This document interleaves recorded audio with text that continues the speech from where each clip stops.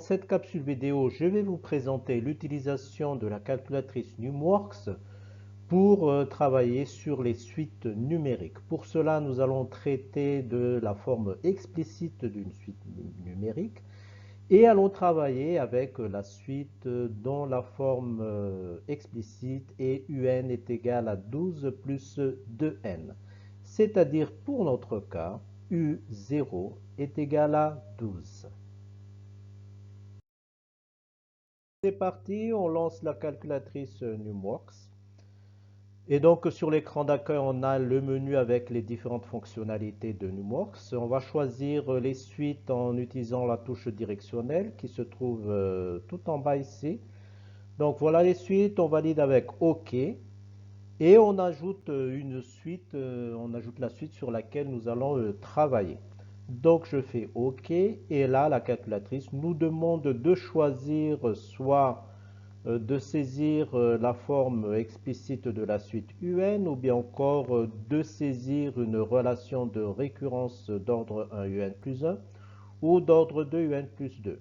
Mais pour notre cas ici, nous allons travailler sur la forme explicite comme annoncé au tout début.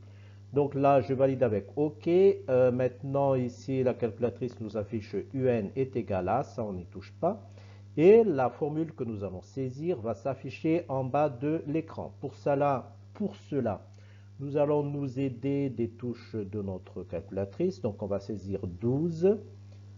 12 plus 2n, donc 2 fois n. Pour le n, nous allons utiliser cette touche qui est ici, sur laquelle est inscrit x, n et t. C'est une touche contextuelle qui va afficher x si on saisissait une fonction, ou n si on saisissait une suite. Comme on travaille sur les suites, si je clique dessus, ma touche va m'afficher un n, ce qui me donnera 12 plus 2 fois n. En faisant OK, ma suite va s'afficher en haut, UN est égal à 12 plus 2n. Maintenant, je vais passer à la représentation graphique de ma suite.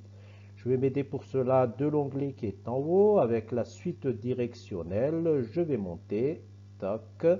Je vais aller à droite sur le graphique, je valide avec OK et voilà. Mon graphique, ma représentation graphique de la suite s'affiche.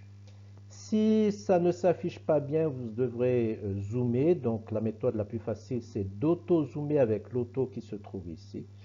Ici, l'auto est déjà sélectionné, mais là, je vous montre comment désélectionner ou resélectionner encore une fois pour que la suite s'affiche bien à l'écran. Donc là, on a la représentation des différents termes. Donc ici, pour n égale à 4, on a un est égal à 20.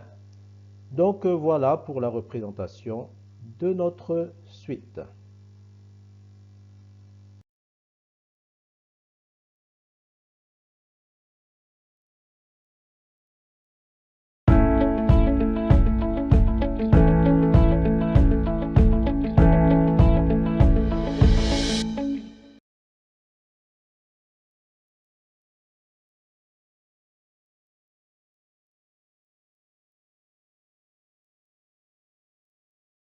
Nous allons donc faire maintenant des calculs avec des suites sur Numworks.